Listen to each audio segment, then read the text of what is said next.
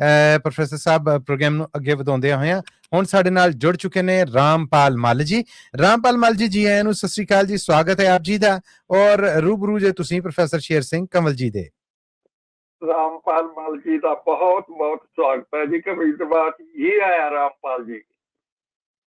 Professor Sher Singh कमल जी, मसूद मली साहब, सत श्री अकाल। सब वालों सत श्री अकाल जी। 6 जून 1984 का घल्लूघारा बहुत ही दुखदाई, दर्दनाक ते ना भुल्लणयोग इतिहासक दुखांत सी। अकाल पुरख मेहर करे अगे तो इहो जेही जो जबर जुल्म दी हेरी कदे ना चुले। बिल्कुल जी, बिल्कुल सहमत है जी। हाँ जी, मेरी कविता का जो सिरलेख है जी, सिक्खी अते खालसा। धन धन सिक्खी तेरी, धन तेरा खालसा, जिस विच जग दी इलाही जोत पातशाह। दुनिया च खालसे दी वखरी पछाण है। दुनिया च खालसे दी वखरी पछाण है, खून नाल सिंझिया है उच्चा ते महान है।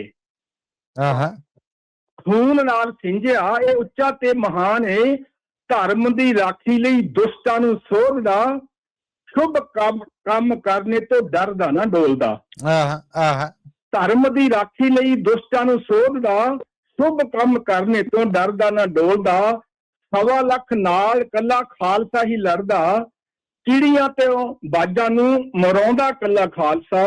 धन धन सिक्खी तेरी, धन तेरा खालसा।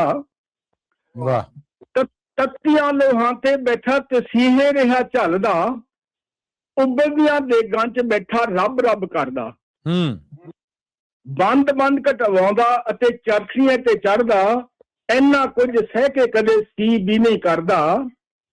धर्म हेत सीस दे के हिंद दी चादर बन गया, धर्म हेत सीस दे के हिंद दी चादर बन गया। कलगीधर सरवंशदानी अमर सिक्खी नूं कर गया। वाह। कलगीधर सरवंशदानी अमर सिक्खी नूं कर गया। आहू लाला वढदा ते शेरां वांगू गजदा, आहू लाला वढदा ते शेरां वांगू गजदा। जबर जुल्म दियां जड़ां पुट के जित दे झंडे गढ़दा। वाह जी वाह।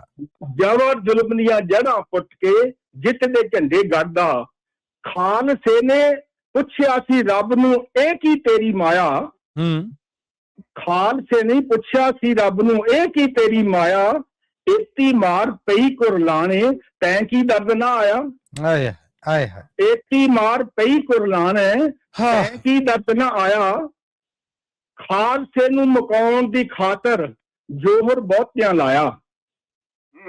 खालसे नूं मुकाउण दी खातर जोर बहुतियां लाया। खुद सारे मिट्टी हो गए, खालसा रब रजाया। खुद सारे मिट्टी हो गए, खालसा रब रजाया। मल दी कलम सदा ही लिखदी खालसे दियां वडियाइयां। मल दी कलम सदा ही लिखदी खालसे दियां वडियाइयां।